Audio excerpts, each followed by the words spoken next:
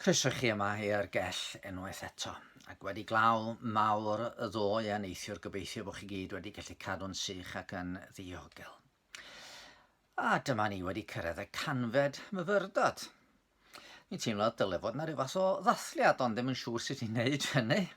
Beth bynnag, be dwi am wneud yn ytrach ydy sôn am rhywbeth ddigwyddodd ddoe.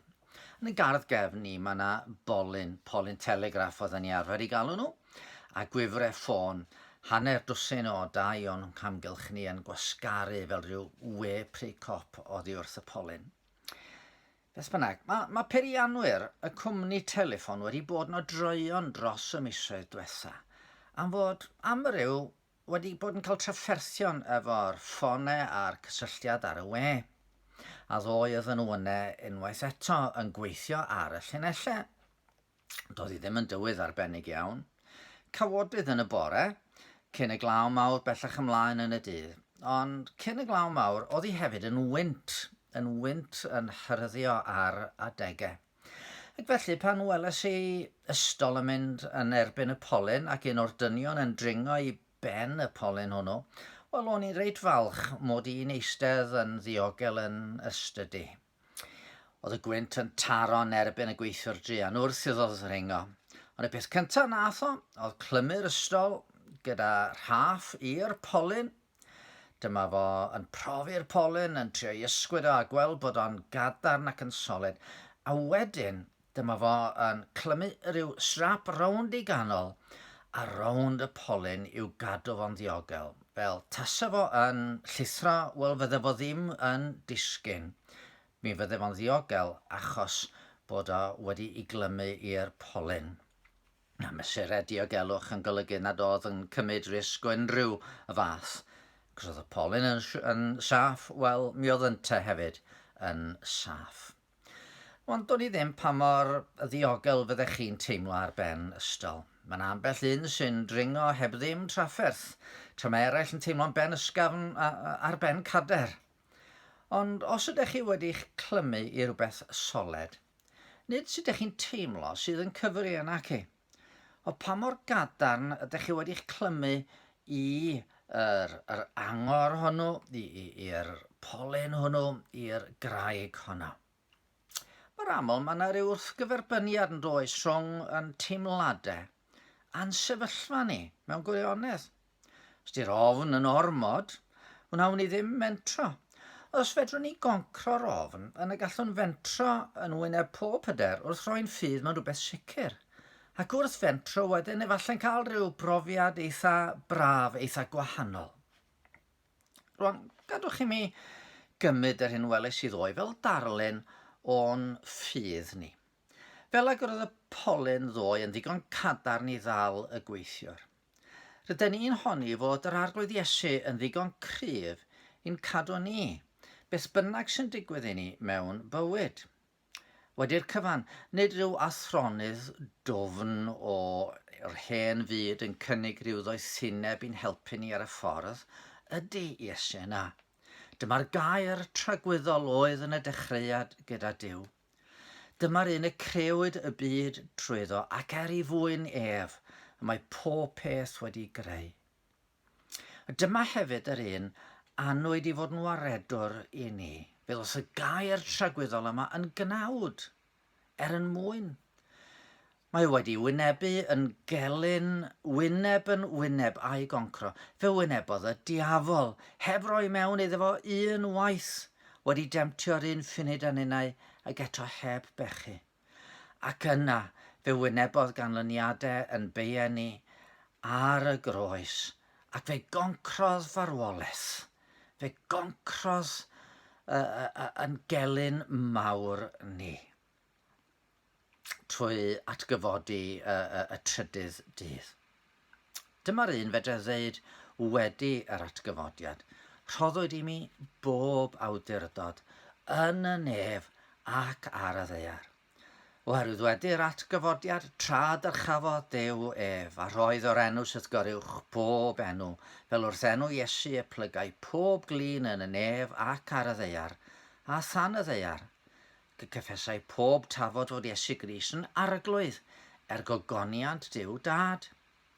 A heddiw mae'n eistedd ar ddehilaw dyw'r tad yn byw I eiriol troso. Dyma yn ei bwyso arno i'n cadw ni'n ddiogel. Ond mi oedd y gweithiwr ddoe angen rhaff i'w glymu fo i'r polyn. Be di'r rhaff sy'n yn clymu ni wrth Iesu? Roedd fel ambell un ohono ni. Pe bydden ni ar ben ystol yn y gwynt, fe bydden ni'n simsanu. A weithiau mae rhyw bryder yn dod. Ydy ni wedi'n clymu'n ddigon i'r arglwydd Iesu Grist. Dyn ni angen rhaff iddyn ni'n clymu ni'n dyn ato fo. A'i ffydd ydy'r rhaff hwnnw, achos dyn ni'n dweud bod ffydd yn bwysig. Mae trwy ffydd yr ydyn ni'n gadwedig. Os felly, ydy'n ffydd i'n ddigon cry? Weithiau dwi'n teimlo I fod yn gry, ie. Fe allwn ni fentro unrhyw beth mwyn yr arglwydd, ond y dro arall mae fy ffydd I fel petain simsanu a minnau yn ofni a ddim yn siŵr lle ydw I. Mae'n teimladau ni'n mynd I fyny ac I lawr. Mae fel llanw'r môr, weithiau wedi dod I mewn ac yn gryf iawn, ond weithiau wedi cilio allan yn bell. Dwi eisiau rhaff mwy sicr, rhywbeth gwell na ffydd I fod yn ddiogelwch I mi. Gadwch I ni gofio rhai o'r pethau ddydodd yn harglwydd pan oedd o ar y ddaear. Rwy fi wedi disgyn o'r nef, meddwl fo. Nid I'w wneud fe wyllus fy hun, ond ewyllus yr hwn am hanfonodd I. Ac ewyllus yr hwn am hanfonodd I yw hyn. Nad wy fi I golli neb o rhai mae wedi rhoi I mi, ond fy mod i'w hatgyfodi yn y dydd olaf. Oherwydd, ewyllus fy nhad yw hyn fod pob un sy'n gweld y mab ac yn credu ynddo I gael bywyd tragwyddol, a bydda fi'n ei atgyfodi y dydd olaf. Sylwch be oedd Iesu'n I ddeud. Oedd o'n addo I fod o yn mynd I gadw y rhai yr oedd I dad wedi rhoi iddo. Wel, pwy di'r rhai mae'r tad yn rhoi'r mab? Bydd pob un y mae'r tad neu roi I mi yn dod ata fi, ac ni fwriaf allan beth mor sawl sy'n dod ata fi. Os ydych chi'n dod I bwyso ar Iesu, wel dyna arwydd fod y tad wedi chroi chi iddo fo, a di o ddim yn mynd i'ch bwrw chi allan. Di Iesu ddim yn mynd di o'm yn mynd I ollwng gafel arnoch chi am eiliad. Ie, mae ffydd yn bwysig. Ffydd ydi mentro at Iesu, rhoi'n troed ar yr ystol fel petai, I bwyso arno fo. Ond wedyn, I freichiau fo sy'n yn cadw ni. Mae freichiau fo yn ei lapio hunan o'n hamgylch, a pan ydyn ni'n teimlo bod yn ffydd yn gryf a'i peidio. Tydi freichiau o ddim yn mynd i'n gollwng ni'n rhydd. Yr unig raff digon cryf I wrth sefyll holl ffrwydrau, methiannau a gofnau bywyd ydy cariad yr arglwydd Iesu hun. Y cariad barodd iddo fynd I groes Calfaria yn mwyn ni, a tydi hwnnw ddim yn newid fel yn cariad a'n teimladau ni.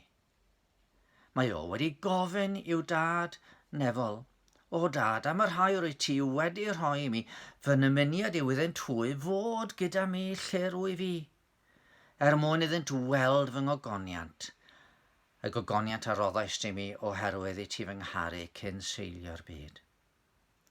Ac mae o wedi addo, a mae fy nefau di yn gwrando ar fy llais I, ac rwy fi'n ei hadnabod, a hwythan fy nghanlen ni, rwy fi'n rhoi bywyd tragwyddol iddynt, a nid at byth I ddistryw, ac ni chaiff neb ei cipio hwy allan o'm llaw I.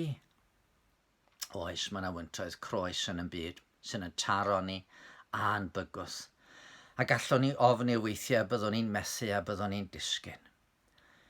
Ond beth dyn ni angen neud ydy mentro at Iesu.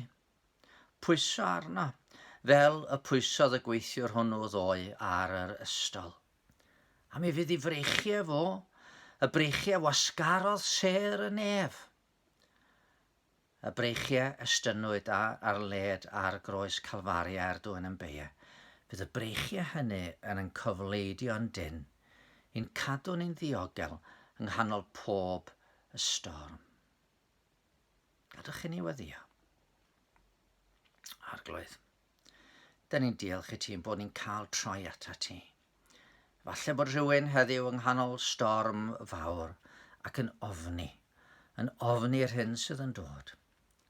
Ond helpa ni heddiw i gofio fod Iesu wedi deud, my fi yw'r bugel da, y bugel da sydd yn rhoi ei einioes dros y defaid.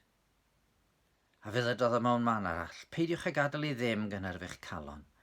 Credwch yn yw a chredwch yn ofinnau.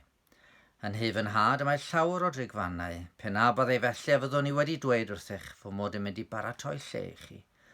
Ac os a fa pharatoi lle i chi, bydd o fy nôl a'ch cymryd chi ataf y hun, mwyn i chi fod lle ro i fi. Does ddim lle mwy diogel, arglwydd, na bod ymreichiau yn harglwydd Iesu Grist. Helpa ni heddiw i bwyso'n syml ar yr un fedr yn cadw ni, yr un sydd wedi addo yn cadw ni i fywyd tragweddol. Amen. Wel, cymwch ofal a gewch dan bendith.